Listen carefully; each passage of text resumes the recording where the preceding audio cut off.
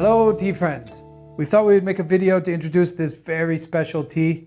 We're very excited to be able to offer this. It's extremely rare. In fact, it's so rare that even though I've had a desire to share it with you, our community, for a very long time, one of the ingredients is really hard to find in a quantity enough that would make sense to introduce it to the community.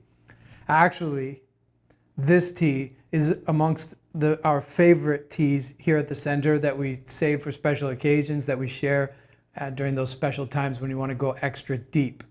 And it also was the tea of the month in the second or third ever Global Tea Hut, way back when, almost 100 issues ago. This tea is actually a combination of two plants. The first is, of course, tea, Camellia sinensis, in particular Puerh from the early 2000s.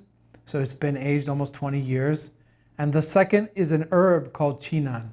Qi Nan is a very magical herb. Qi Nan is actually the leaf from agar's-wood trees. And agar's wood is where also aloeswood incense comes from, which we all know and love, which we love to burn while we drink tea, or many tea people have an interest in incense and incense ceremony as well. Aloeswood is a good incense for tea ceremonies because it doesn't linger and stick to things, and it doesn't intrude upon the aroma of the tea, and it is also incredibly calming. And we've done a whole issue of Global Tea about aloeswood. It includes a lot of articles about aloeswood and goes into greater depth of how that incense is made.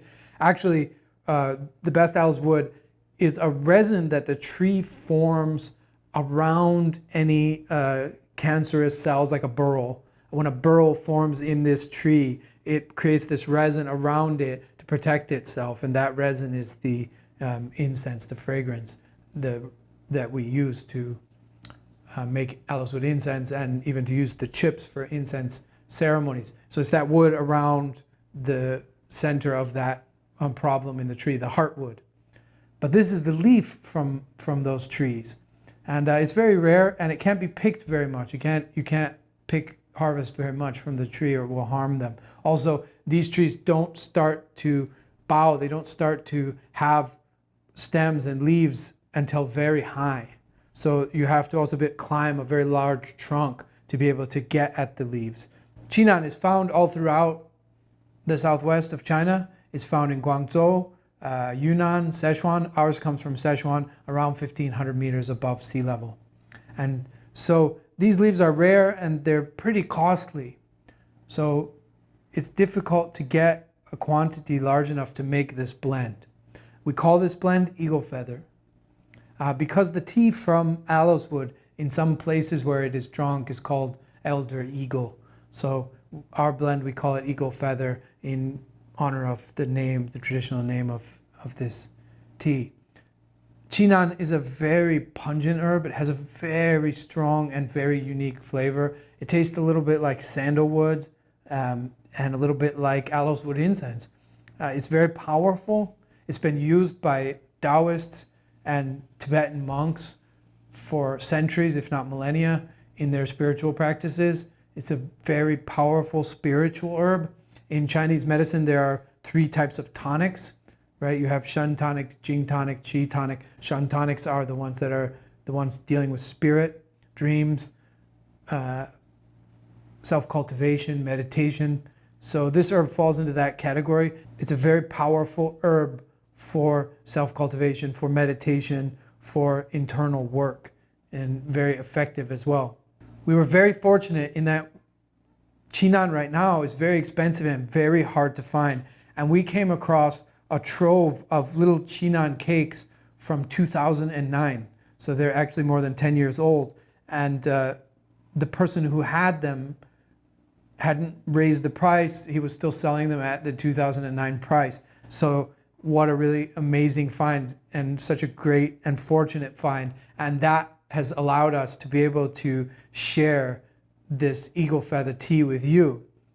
The blend has to be done right. Qi Nan is a really pungent and very powerful herb, so you have to get the amounts right. We've taken months to do that, to get the amounts just perfect.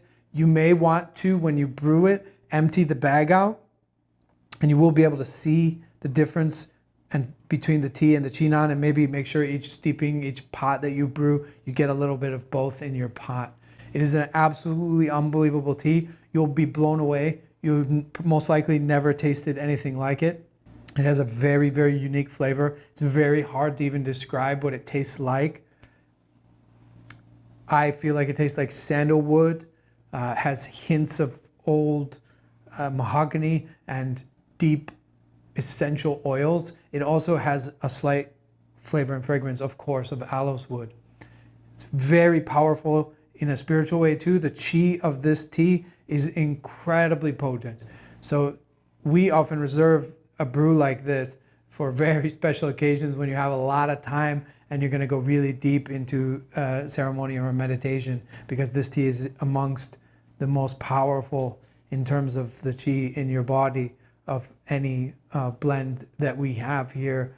And that includes even also just drinking tea that's much older. So a tea from the early 2000s blended with this Qi Nan, and they become as strong as, in terms of qi, as strong as a very well-aged pu'er. Not only do the amounts have to be correct, but you have to choose the right kind of sheng pu'er to go with Qi Nan. Not any pu'er goes with Qi Nan. It took a lot of trial and error to figure out which sheng pu'ers can go together. We've tried Qi Nan with shou, it doesn't work. We've tried it with sheng that's beyond the 2000s, so when it starts to be beyond 20, 25 years old, it also starts to not be so harmonious with Qi Nan.